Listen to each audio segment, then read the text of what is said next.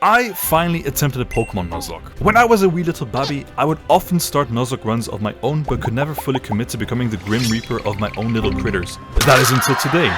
With the assistance of Twitch chat holding me accountable whenever someone fainted, we embarked on this journey together. The rules are simple. Only one Pokemon may be called per area, and Pokemon die instead of fainting. On top of that, I added a whole bunch of additional flavors to make this run even spicier. But for now, sit back, relax, enjoy, and allow me to tell you the story of this adventure. And if you enjoyed the video, give us a like and subscribe.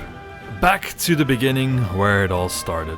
Well, the remastered beginning. Fire Red and Kanto awaited. Mostly to not have to deal with the Generation 1 bugs. So I went live, randomized the ROM, booted it up to start this long journey ahead. What's your question? My question is, what the hell? Regardless, shortly afterwards, I randomized again and booted up once more to start this long journey ahead.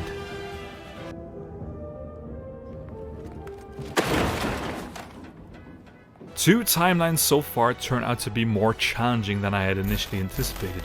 But they say that third time's the charm, and I randomized once more. One final attempt to see from the ashes of the previous timelines a sacred one could sprout.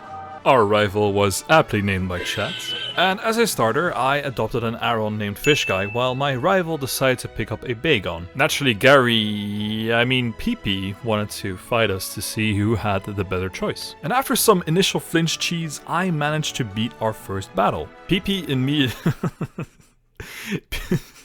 immediately believed he got scammed and stormed off into the distance. Unfazed about any temper tantrums, I finally embarked on my journey together with my new buddy and got through Route 1 without any problems. The Nuzlocke technically only starts after receiving the first Pokeballs. So unfazed, I finally embarked on my journey together with my new buddy and get through Route 1 without any problem. I got through Route 1 without any problems, picked up Oak's parcel and got back without any— For fuck's sake! Somehow we got back to the laboratory. The old professor did not care about beating the child labor allegations, as one of his aides gave us balls to truly begin the run.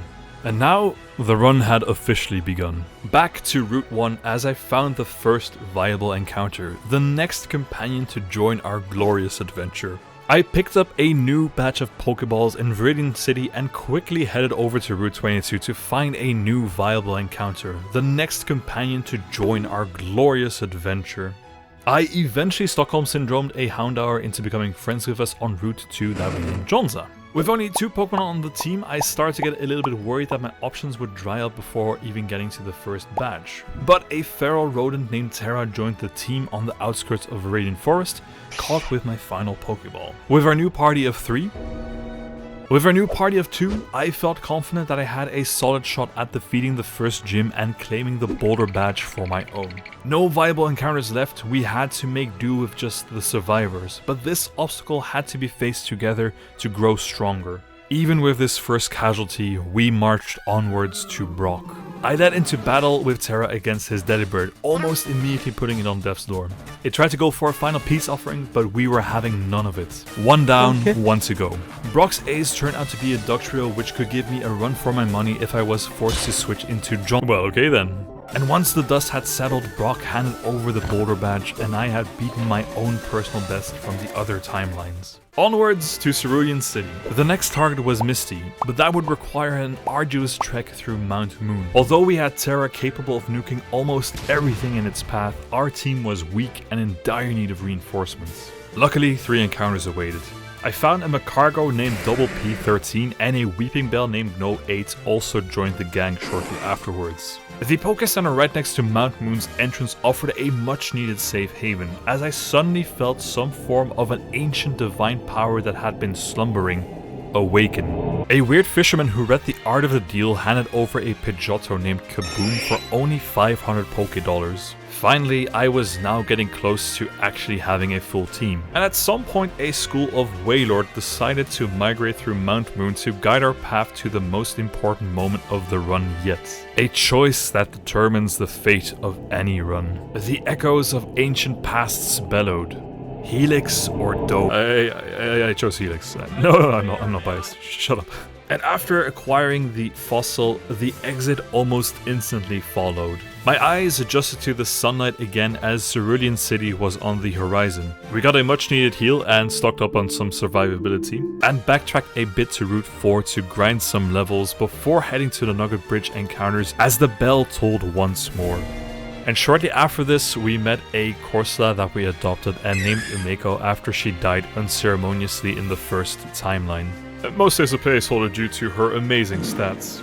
Back to Cerulean as the long-awaited rematch with PP was next on the menu. At this point, I had no idea what his team would look like. The randomizer obfuscated the path ahead and made it more difficult to anticipate his next move, with the only exception that he would carry his starter choice throughout the game. Our rival seemed to have taken inspiration from the choice made in Mount Moon as he led his team with the Blessed One. I immediately used No to retort, but in order to continue, we were forced to perform sacrilege. The god incarnate downed in one slash.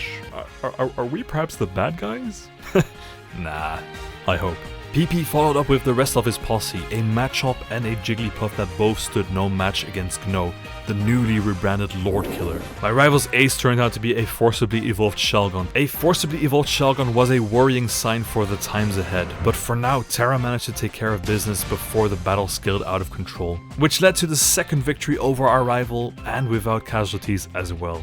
After having smelled me later, I plowed through the Nugget Bridge battles without any problems, and found a teddy bear named Shadow which finally completed the team. We got another shot at an encounter on Route 25, but it seems that the RNG gods had other plans for me as punishment for our act on Omanite a few moments prior. A little ways ahead, and I saved Bill from whatever weird fetish he is into. I mean, it is 2024, but still bro, have an exit strategy for whatever you're cooking up. Following his release and after acquiring the SS and bow tickets, I felt strong enough to take on Misty with my now fully completed team. Only 2 Pokemon would grace her team, and my own should be able to bear quite a brunt. Acceptable losses. But she currently stood in the way of the Cascade badge. Misty started combat with an Abra against Jonza.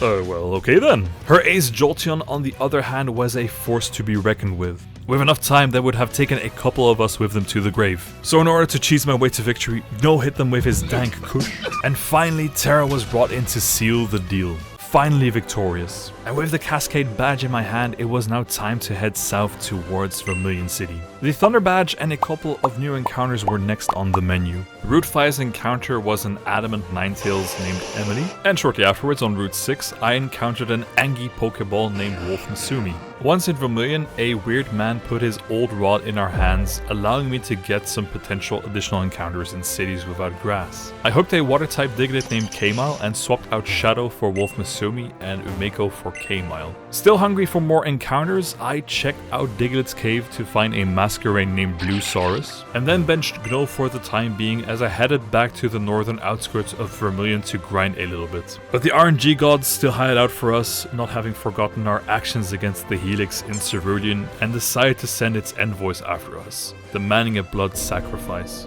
I am benched Gno, and still a little distraught due to the sudden passing of K-Mile, I decided to take up Bill on his suggestion to go party on a cruise ship. I found a Swallow named PJ near the waste disposal system of the SS Anne and benched Kaboom for the time being, and the party atop the ship went by without a hitch, but then I found out that apparently they nowadays hand out tickets to everyone, as PP also somehow found his way on board. Not looking to party but out for revenge after we killed his pre-ascension Helix, he led into battle with Clefairy, his team once again randomized. But the pink critter stood no match to PJ's poison moves, even without the fairy typing, what the f. And Clefairy paved the way for a much stronger threat in the form of the Kadabra. Jonza was switched in to abuse the dark immunity over Kadabra's moveset, and Masumi followed up by bursting its eardrums. Quilava was next, but not strong enough to do anything against the Angie Ball of Doom. And finally, we stood face to face with his ace, the prematurely evolved Shelgon, who with every rematch becomes more and more of a threat. But for now, history repeated itself as I hit them with yet another round of Gno's dank kush to guarantee its demise, and Terra was brought in to secure the deal. Our rivals smelled us later once more. I then rubbed a random man's bag after the party vibe came down hard and was given HM01 cuts as a reward, which granted us access to Lieutenant Surge's Gaim.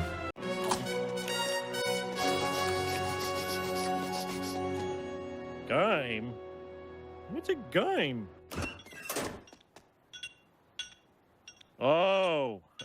A game. The gym's puzzle turned out to be a harder boss fight than the gym leader themselves, but eventually after some gentle brute forcing, I stood face to face against the next obstacle. Lieutenant Surge's team did not stand a chance against the new PJ powerhouse. His Lilip almost immediately got put on death's door and Baltoy failed to do any considerable damage. But Surge's ace Politoed turned out to be more spicy than anticipated as it began playing the song of its people. After putting almost half of my team to sleep with its shitty beats, it however did not wish to listen to the climax of its own song as Lilip was switched back in. Jonza burned away whatever remained of the plant fossil as Politoed was forced back in. Another solid attack by Terra put it near the end as it once more wished to sell us its mixtape, but I had none of it and I forced it to listen to its own bad bootleg, securing us the Thunder Badge. 5 more to go. With the Thunder Badge secured, Celadon City was next. Unfortunately, a less than friendly guard prevented us from taking the easy path and we were forced to take the long path via the eastern part of Kanto. I received the bicycle and headed on over to the Pokeserra next to Rock Tunnel. But as the stream got raided and my focus wavered, Wolf Masumi was killed in action by a rogue Team Rocket agent.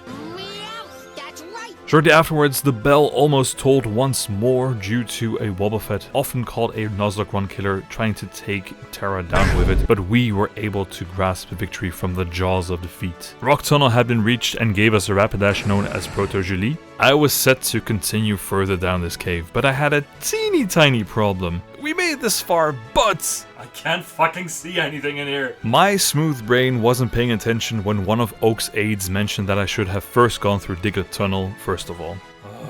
After some backtracking to Vermilion and traversing Diglett Cave, I met the aide that would give us the HM for Flash. The only thing that is needed by the aide to verify is that 10 total Pokemon were caught in Kanto. I fixed the issue with the Pokédex by catching a couple of illegal Pokemons that we will pretend never existed to begin with, and got the necessary HM. Flash was given to Blue Stars, and now I could at least see Rock Tunnel was a breeze until Gno almost dies at the hands of a coked up Sableye, followed by yet another Wobbuffet trying to take the Rat King out of this life. But Terra clings onto life yet again. After these small beatings, I made it to the comfiest place of Kanto, Lavender Town. A quick heal followed and I swapped out Shadow for Julie, but I felt a vibe coming from the Pokemon Tower. Of course it was PP, out for some more blood. PP had grown stronger and now had 5 Pokemon in his arsenal. Nuzleaf, the namesake of the Nuzlocke challenges, led against Blue Stars, but I quickly swapped them out for PJ to hit them with a Sludge one-shot. Lieutenant Surge's Politoed was brought back from the dead as they tried sending me their mixtape once again. Both PJ and Politoed decided that it was a good time for a nap instead of continuing the fight. But before Politoed was able to commit seppuku, our rival swapped out into his ace. How many times do we have to tell you this, old man? Another poison powder, Terra 1-2 punch took care of the would-be dragon. The sleeping frog was brought back into the fray and subsequently mercy killed. And finally, Onyx was immediately removed from the equation by the Lord Killer, and Illumise was wiped almost as fast, securing us the win. Coping hard, PP smelled us later once more. Time to hit the road towards Celadon. Route 6's encounter was a Porygon named Icicle Fist, and Route 7 was an Altaria just before entering Celadon, which would be a great addition to the team. Celadon City had been reached. I got the Slurp Juice granting access to Saffron and the rest of Kanto. Then I got a free Eevee in the form of a Reggie Ice called Blondish, and went shopping to buy a much needed Leaf Stone to give to Gno for some much needed stats. The Rainbow Badge was calling out to me, so together we went to face our hardest challenge yet in the form of Erica. The Rainbow Guardian opened up with the embodiment of democracy. The resident Lord Killer was brought in to take care of business, but Erica sensed the incoming dread and switched into a pseudo-false prophet preventing the death. Fearing a similar dread, I swapped into PJ who bit off more than it could chew. A fire heal brought PJ back to be put straight back onto death's door multiple times, but he survived long enough for Magmar to become drowsy out of boredom of a heal stall. And not paying attention to our moves, Magmar followed up with another fire punch until it connected with M, who simply negated any fire moves. Terra was brought in to gnaw Magmar into submission as Democracy Incarnate returned into the fray. A quick attack was negated by Erica's potion, and the Lord Killer was brought in a final time to break the enemy's morale, before almost dying in a Mexican standoff against the Sharpedo. But the Lord Killer survives by the grit of its teeth as Terra closes the job. Rainbow badge secured. With the LGBT badge now in our possession, I needed the Silph scope that was rumored to be stored somewhere below the game corner in order to continue the story. But somehow, through no fault of my own, the stream suddenly devolved into some Gamba degeneracy. I managed to get above 1,000 coins without having spent a single dime on them purely through hand-me-downs of random NPCs and manifesting 7s on screen. Free money, baby. Unfortunately, Twitch has had quite a crackdown recently on Gamba streams, and mine wasn't spared either. After getting a slap on the wrists by the overlords, the focus was once again on the Silph scope, with perhaps a couple of detours here and there. Also totally not struggling with a children's puzzle, I don't know what you guys are talking about. I found Giovanni waiting for us in his lounge. We were both men of culture as we led with Pidgeottos, but his was slightly stronger, prompting me to switch into M. His Pidgeotto wanted none of the cheese and dragged out the fanged doom into battle. Lombre was next, but again no match for our ace. Finally, yet another bird, but M came in to have a barbecue. After bullying the boss of an underground crime syndicate, I pilfered the Silph scope from his stash and headed back to Lavender Town. But before that, I encountered an Alakazam in the Pokemon Tower, which thankfully did not teleport away, naming it Iman. A very solid addition to the team, but not with great moves. Yet. The Silph scope identified the unidentified ghost as Marowak.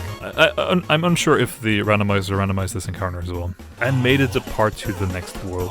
Onward to clean house, defeating the grunts in the process, and I was rewarded the Poke Flute from Mr. Fuji.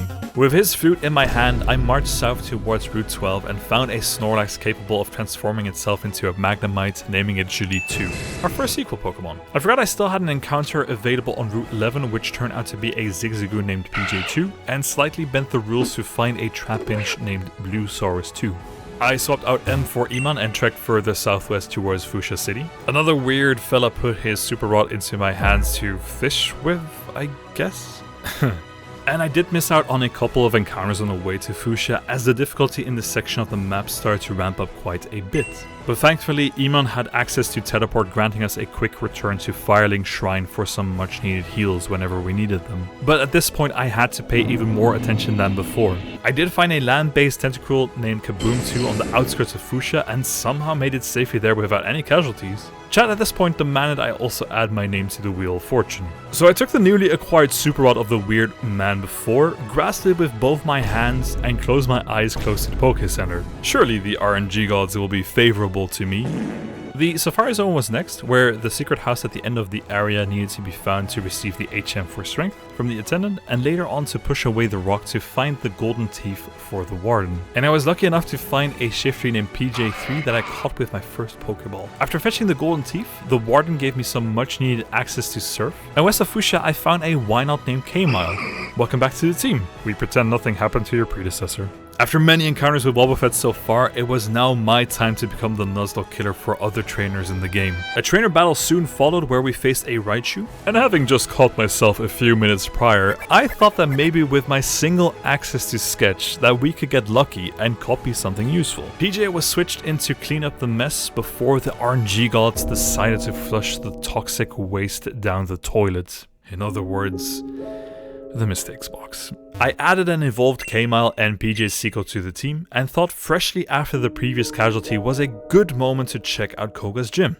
Perhaps a teeny tiny bit underleveled. Juggler Caden decided to be the casual filter for this gym and sent out a level 38 Rhydon against baby PJ. I immediately swapped out into Gno to use type advantage stab to end the combat. But even death comes for our lord. M was added back to the team for the time being, and I got rid of the meme of the team by boxing myself and called Kaboom and PJ to duty. From the blood that was unnecessarily spilled in the gym, I finally realized that the level cap had been raised significantly. Rather than spend an eon grinding, now was as good a time as any to begin force feeding the little critters some much deserved rare candies. The wound of Gno's untimely death was still too fresh. I wanted to make my way back to Celadon first via the cycling path, as the remains of Gno came back to haunt us. Why did you kill me, Papa? But the haunting was short-lived when a dojo named Gno 2 crossed my path, and yet another transforming Snorlax blocked the road ahead. Oh my god! Okay, it's happening! Everybody stay calm! What's the procedure, everyone? What's the procedure? Stay calm! Wait. The Lord himself graced our presence to bless this run.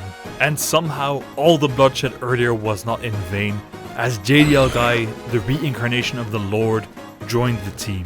But the recent deaths were beginning to weigh down on me. So I went to the actual gym in Saffron to do some actual lifting and clear my mind. Lifting turned out to be the right choice, as Kaboom felt right then and there was the time to complete their ascension and evolve into the true form of Bird Jesus. The gym's alpha decided to flex their muscles where we almost lost Bluesaurus. Surely a Vigoroth of all Pokemon can't do that much damage. His team did not stand a ghost of a chance as I then stole his Regirock away from them, named PJ4. Wait, did I just become a member of Team Rocket? Speaking of Team Rocket, the fuckers were a pest on Saffron City, so now would be a good time as any to head into Silph Co to progress the story there as well. That would have been a good idea, were it not for the fact that my single brain cell could not handle dealing with the fucking teleporters in this goddamn city. I spent an unholy amount of time trying to make my way to the correct floor. Yeah, sure, it's a puzzle that can be easily solved by children, but I am not a child. My smooth brain was able to miss the one single tile that would have saved me nearly half an hour trying to find my way through this godforsaken building. Lovely game design, Game Freak. 10 out of 10 game. Still love it though. While getting lost, it was a shame what happened to Bluesaurus and the accident, but that allowed me to switch into Bluesaurus too. Leveling it up already, but keeping it safe as the stats were not on the positive side yet. There was also this strange individual who wanted to sell me some Thunder Waves, so I decided to take her up on her offer and got it for Iman.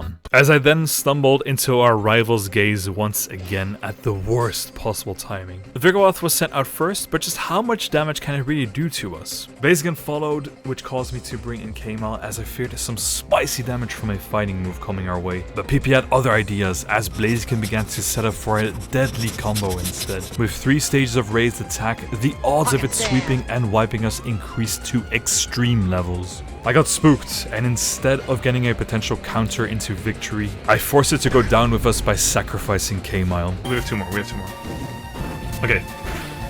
This will kill us, No, this won't kill us.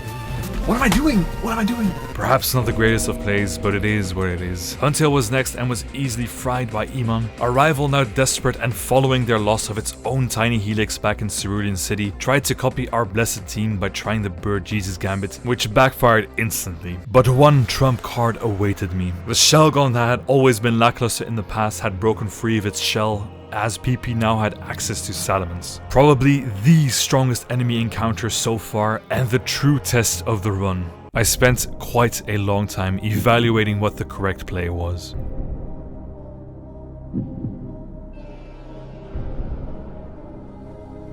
Salamence was quite a few levels above all of my Pokemon. If only I had a Pokemon that could take someone down with them for almost free. If only.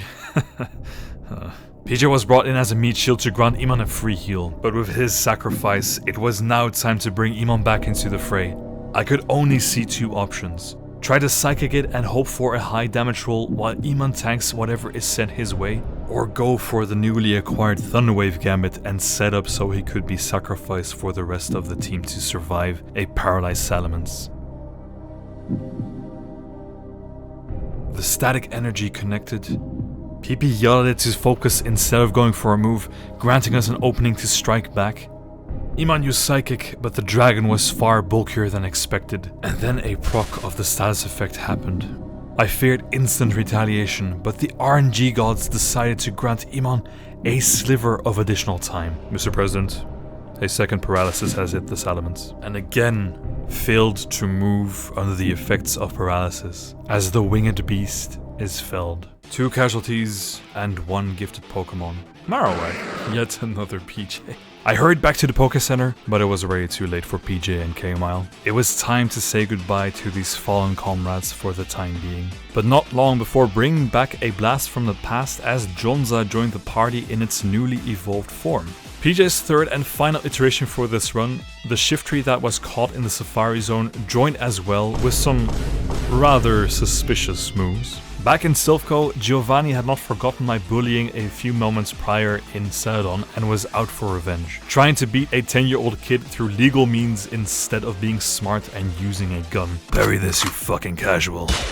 His ace Magmar did almost take out Bird Jesus and Lord Helix, but the rest of the battle goes off almost scot-free. An old man gave me his master Ball as a reward for taking care of the Team Rocket situation. Saffron was now liberated from its chokehold. With Order returning to Saffron, the stars were beginning to align. Our final team for the rest of the game was beginning to take shape. At this point, I only had acquired 4 badges, so Sabrina was first on the menu. This time around, I had learned the ways of the teleportation path and did not struggle as much. We don't talk about children's puzzles here anymore, man. Sabrina led with Lickitung. Both of us slowly chipped away at each other without any decisive results, as I then switched into JDL Guy before Sabrina used one of her heals. But the water moves were too much for the tongue to handle. Wait, what kind of code in the script is this, bro? The tentacles of artillery were next. What the fuck is going on here?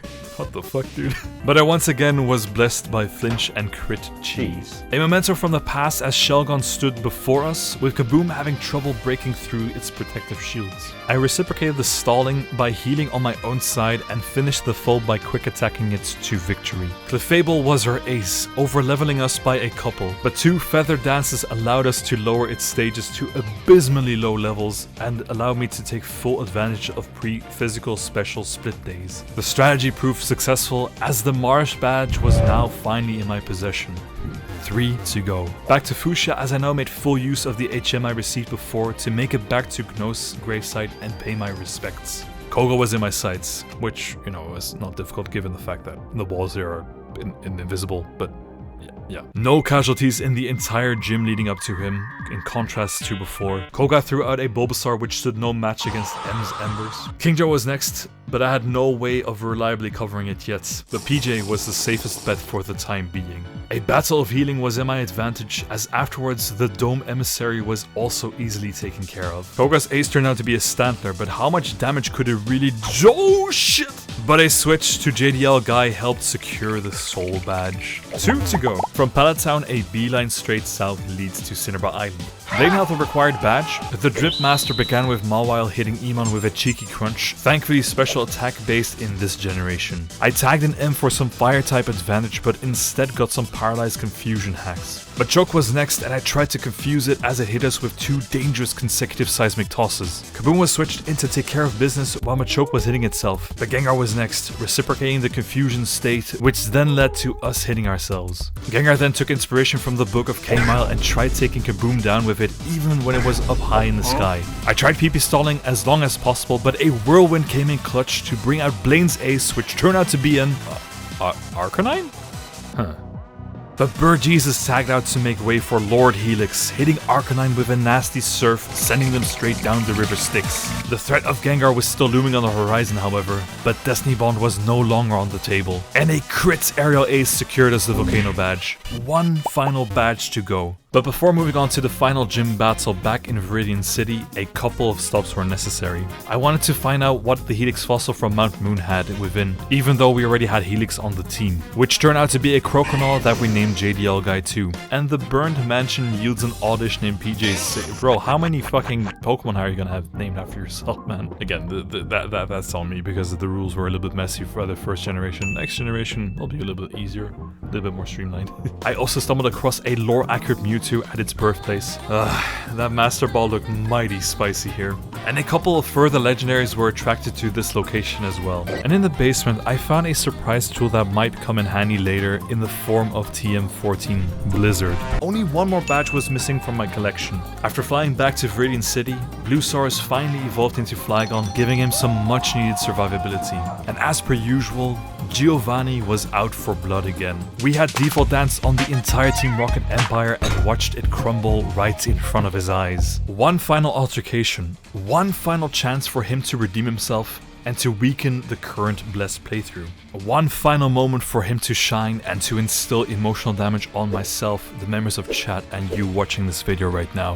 The most difficult test so far. Sir, the battle is already over. Wait, what? Which gave me the final badge and the much needed TM26 Earthquake for Bluesaurus, making them a monster for the endgame. With all 8 badges in my possession, only 1 more challenge awaited us, the Pokemon League. PP had similar ambitions and desired a final rematch before our inevitable ultimate showdown on the Indigo Plateau. Mortal enemies from the start, his team was now full, but had yet to be set in stone. Fortress led the engagement, biding its time for us to attack, but a single ember from M was enough to burn it to ashes. PP had once again dabbled in the occult arts as the blessing of the dome was now on his team, quickly dispatched by PJ's C. Hold on. Hold on, what the fuck, dude? Muck was brought in, which allowed Blue Stars to finally show its prowess by EQing the Stain from battle. Poison types were a staple of the rival as Coughing was next, but it was quickly removed from play by Iman. And yet again resorting to Necromancy, PP had somehow found PJ's original dead body somewhere to the west of Fuchsia as our old friend stood before us. But Iman recognized the foul stench of death, and PJ's first incarnation was brought to rest once and for all. The time for emotions was cut short, as from the skies came the dragon yet again, back for revenge after the Thunderwave cheese and saffron. I, however, am a cheese connoisseur and decided to hit them yet again. But Salamence refused to partake in the festivities and flew away, which was tanked masterfully by JDL Guy. The winged beast almost overpowered Helix, but Gno came in clutch and tri-attacked it to secure the victory. And PP smelled us later one final time, as I set my sights on the final part of this journey. Victory Road, the beginning of the end. A culmination of all the effort done so far, an arduous step in our journey. What do you mean he's already on the other side? Boss, I don't know what to tell you, man. The Indigo Plateau. The end was now in sight, but so much still needed to be done. So much could still go wrong. It was at this point that I had to finalize the team to take care of the 8-4 and the champion. If we wiped here, it's done.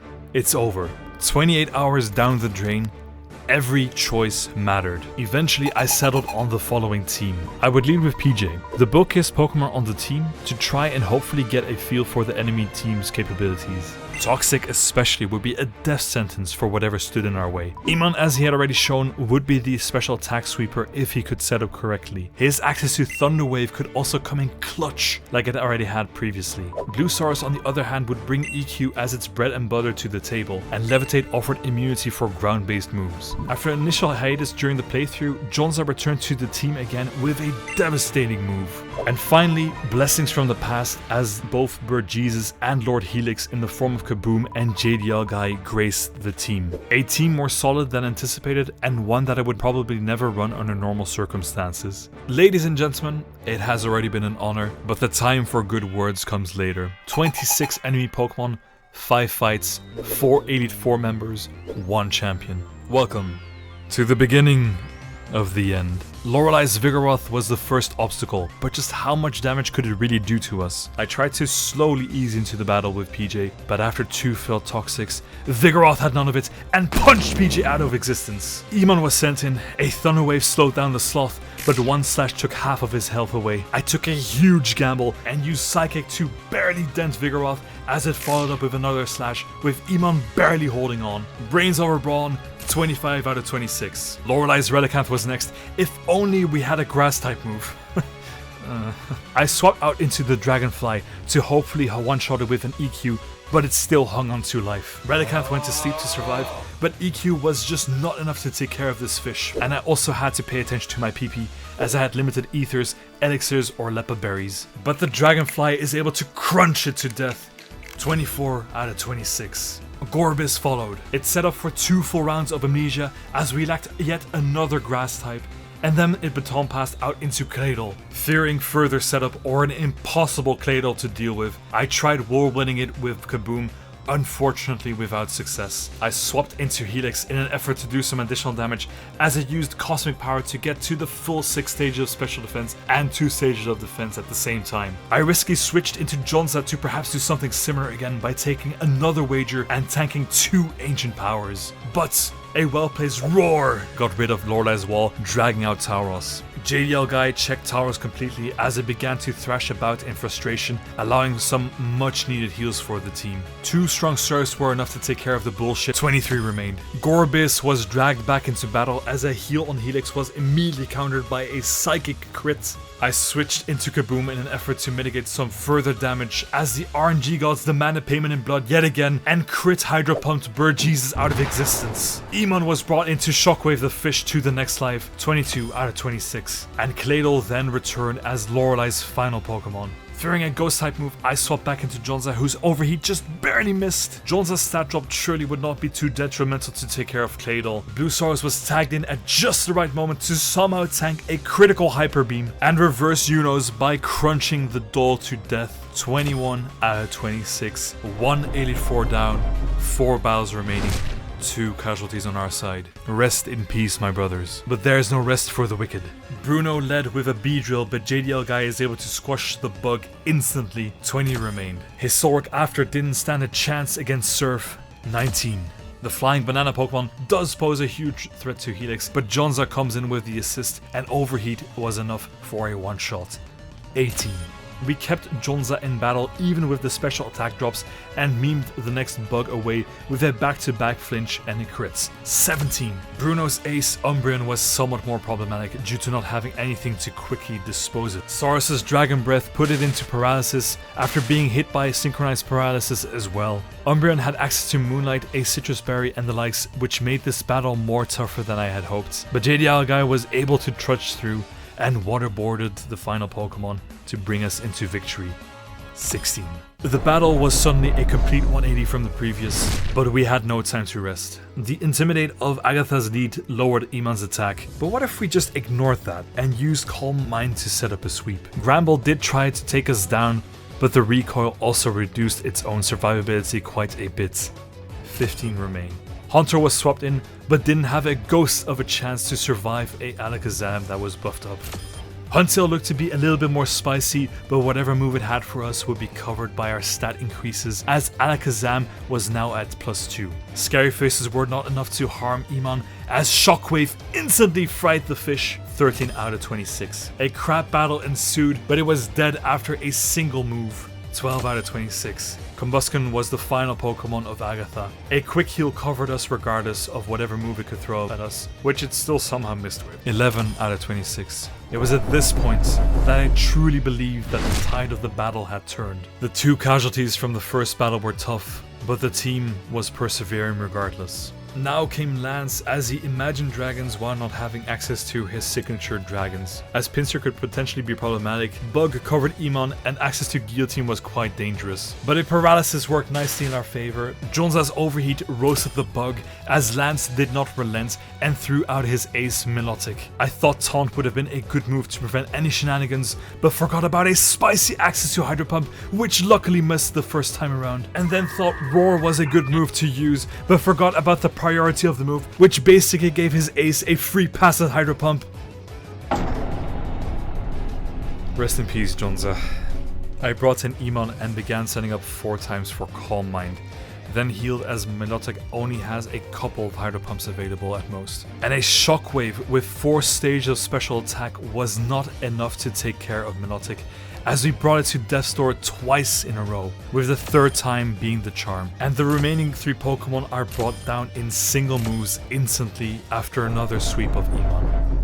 1 more casualty. It was at this point that I only had 3 of the original 6 left. 6 enemy Pokemon, 1 champion, 1 rival. The odds were not in our favor, but were at the highest level they had been throughout this Elite Four challenge. We had no other choice but to continue to fight for those who had fallen before us. Finally, after all this time, it was time to beat our rival once and for all. Our starter that we picked at the same time had long since passed, but its memory lived on. His starter Salamence had been on its team in the form of Shelgon and Bagon since the very beginning. Would the bells toll once more?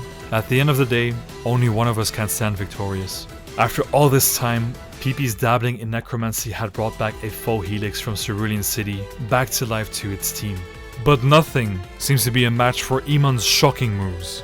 5 out of 6. Our rival was desperately clinging on to his newly acquired title and sent out his ace Salamence. The gloves were off. Now it was personal. The surprise tool that I had found in Cinnabar Island to our very own Helix right before beginning the 84 prompted me to switch into JDL as Salamence went off into the sky. The dragon outsped us, so we had no choice but to wait for the fly move to hit. JDL tanked it again masterfully as we pull out a Glock and one-shot the dragon. But this was not yet the end of the shenanigans. PP somehow had another imposter Helix on his team, but there could only be one. And after 2 surfs, we were able to break through the protect spam. Finally, after an onslaught of various Pokemon, the odds were equal again, a fair 3v3.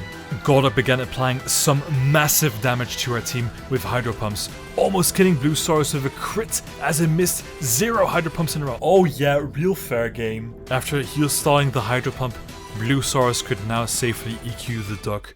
2 out of 6. Blue Saurus also stayed in to keep crunching on PP's Slowbro as only 1 Pokemon remained on his team. And now, at the end, 1 more Pokemon was brought in, a Claydol, but our type coverage with Flygon, who also had sunglasses from the beginning, turned out to be enough to reduce the final obstacle of the run to Mulch. And after the dust settled, 3 of my Pokemon and myself stood victorious. Only Blue Saurus, JDL Guy, and Emon remained. But their victory could only be achieved through the sacrifices of PJ, Kaboom, Jonza, and so many more before them. 28 hours and 13 minutes, all the way from a boy in Pallet Town to the champion of Kanto. What a beautiful adventure. But only one question remained. What about the Mewtwo encounter? Unfortunately, the Cerulean Cave is blocked off until you progress a part of the post-game in the Sevi Islands, which forced us on a little bit of a detour and another children's puzzle. But after some time, we stood face to face with the final encounter of the run. What possibly could the randomizer RNG gods have in store for us in this epilogue after demanding so many sacrifices from us? Boys, the final encounter is here. I'll also go ahead and I guess maybe switch into Lord Helix, because they have blessed this entire run so far. And let's see if the entire sidetracking that we've been doing the entire way through is worth it. Because I'm not entirely sure if it was worth it. But boys, I wonder what it's gonna be. 3, 2, 1, let's go. What is this?